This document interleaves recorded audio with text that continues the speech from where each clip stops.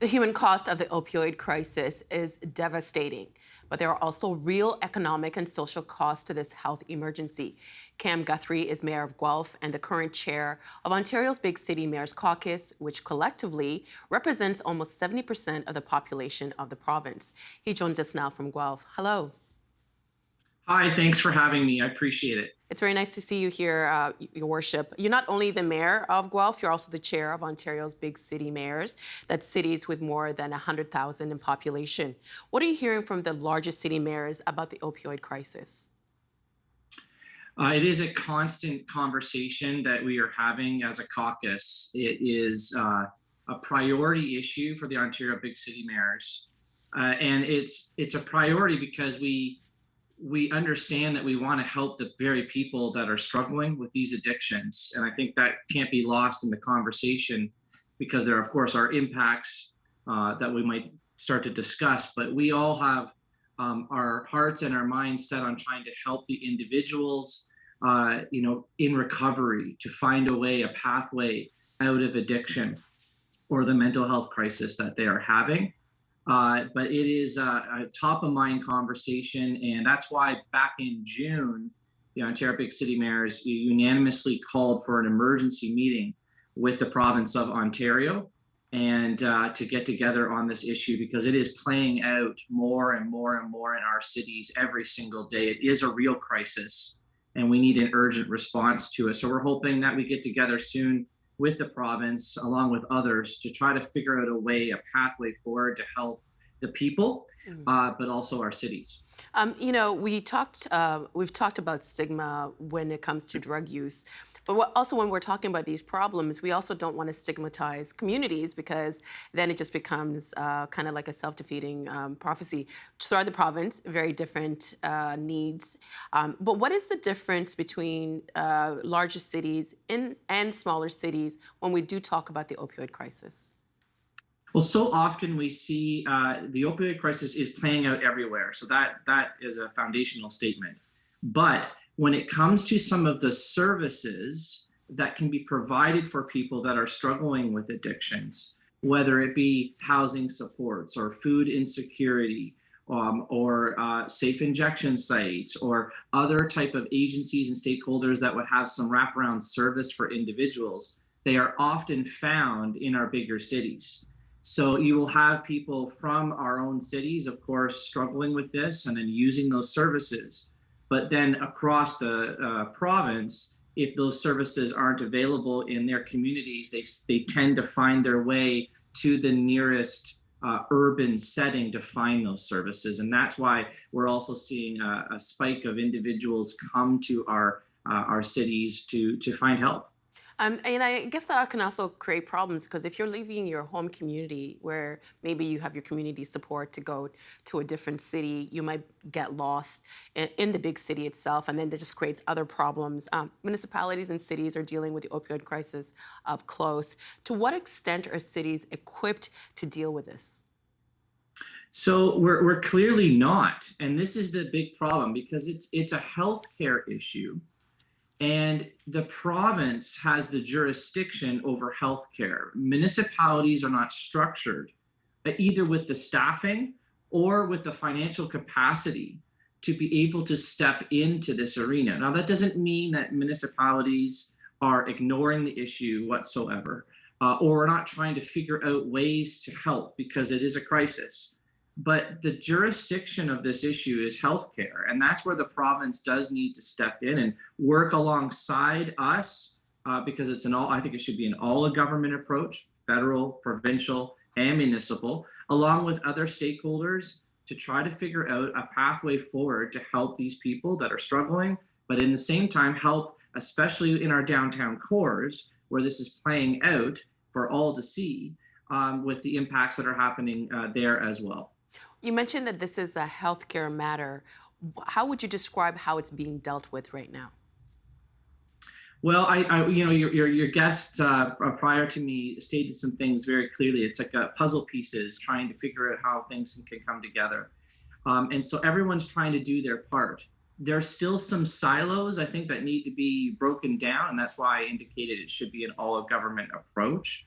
But we do have a lot of services in all of our communities trying to figure out a way of helping with this, whether it be from the healthcare side, or as I said, the food side, or counseling side for people to try to get them the supports that they need.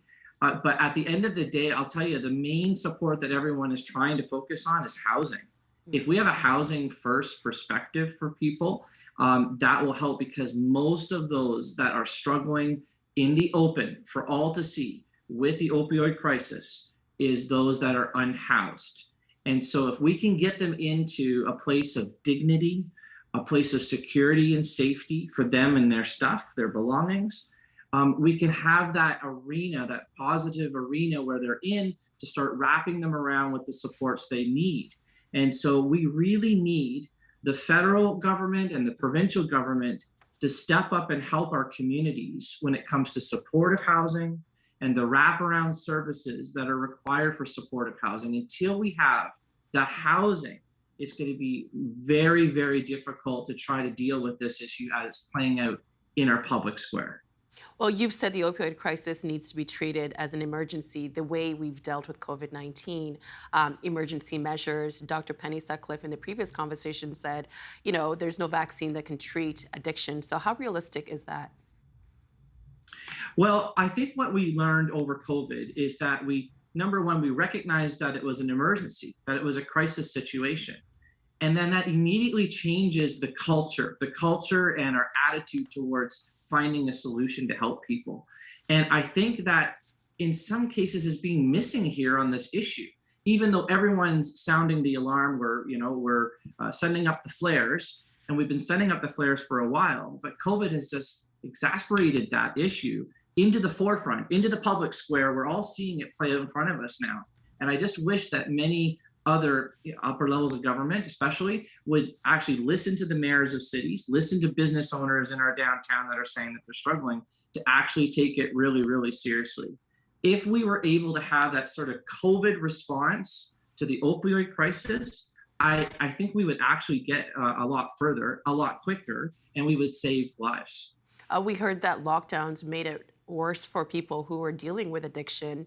People lost their jobs. How did the COVID pandemic and the measures we had to take, the stay-at-home orders, the fallout from the job losses, make this already critical situation worse? So I think what's happened is that many people that were requiring certain supports and were requiring those supports when COVID hit and lockdowns hit, those supports weren't easily accessible. They started using, especially drugs, on their own. It became a lot more risky. Now what's happened is during the COVID response from the upper levels of government, there was some funding that came down for social services to help with those needs, but now that funding is going to be gone. And so that is probably part of the problem, again, where we have a set of funding that started to actually show some results for our cities. And now that funding is going to be taken away. And one of the key points that myself, other mayors, even public health units are trying to state is saying, you got to try to figure out how to keep that funding going that we had during COVID, because it was making a positive difference. And we need to see how it could play out, especially as we come out of COVID, which with much more use, unfortunately, that we see because of the impacts of those lockdowns and COVID was having. People are using more. We talked about how this crisis is hitting larger cities, often in the heart of those central business districts. What is the impact on those downtown cores? It's rampant, and this is an urgent issue. The open drug use and mental health issues that can be associated with opioid use is rampant and playing out in the public square. We often said, especially mayors during COVID lockdowns, support local, support local, support local. And everyone was instead going to, websites of certain companies to order their goods or services. And we kept saying, support local, support local. And so people now wanted to do that in our cities. They wanted to go downtown and they wanted to support all the small, medium-sized shops that were there. And instead they come and they are faced with open drug use, vandalism, damage, and the business owners are just coming out of the COVID lockdowns. They just barely survived.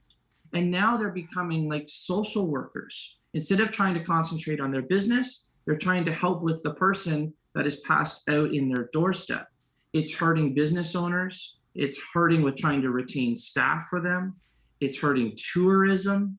It's hurting all the resources that are required to try to beautify and continue to make our downtowns a place where people want to be attracted to. And so it's rampant in our downtown cores now, and it's playing out for everybody to see. And it's becoming a huge struggle for, as I said, not only the business owners, but tourism and cities as we try to deal with the crisis. Some people might say, it being out in the open for everybody to see maybe is the way that this should be addressed. But I imagine this must also be causing fractures within the communities. It is. And so you have that position where I would say 100% of everyone says we want to help these people. But I will say that there's frustration when it's the 10th time or the 20th time or the 30th time that the same people are having the same struggles, and the business owners are saying, I'm tired of trying to help now, and they look for some type of other solution. And that's where they come to mayors, or that's where they are trying to go constantly to the police, which we, again, are not equipped on a healthcare issue to try to respond to. So the frustration is growing and growing and growing. And that's why we've been calling for an emergency meeting with the province in regards to this issue. I will just say, it's not just the Ontario Big City Mayors Caucus. Since we put out the call for the emergency meeting, the Ontario BIA Association has joined the coalition, the Ontario Chiefs of Police, the Ontario Chamber of Commerce, the Ontario Tourism Industry of Ontario, Ontario Mental Health Association. They have all joined the call to try to have a meeting where we can actually put solutions on the table to try to help people and our downtown cores, especially the business sectors that are really experiencing a lot of this issue. We've got maybe 10 seconds. I imagine with everybody coming together the way that they are coming together, this must have a significant financial cost to businesses. It does. And in fact, it's not only because of sometimes damage to their businesses, because of some of the outcomes of some of the addictions that are happening, but insurance rates are now going way up for people because of constant damages to their businesses. As I said, without damages, they're also losing some customers because people don't want to come to our downtown cores anymore, seeing what's playing out. So support local, everybody. Still support our downtown businesses as we try to figure out this crisis. I know we can get through it and help people and help our businesses at the same time. Thank you so much, Mayor. We appreciate your time and your help with this and helping us understand this complex issue. Thank you so much. Thanks for having me.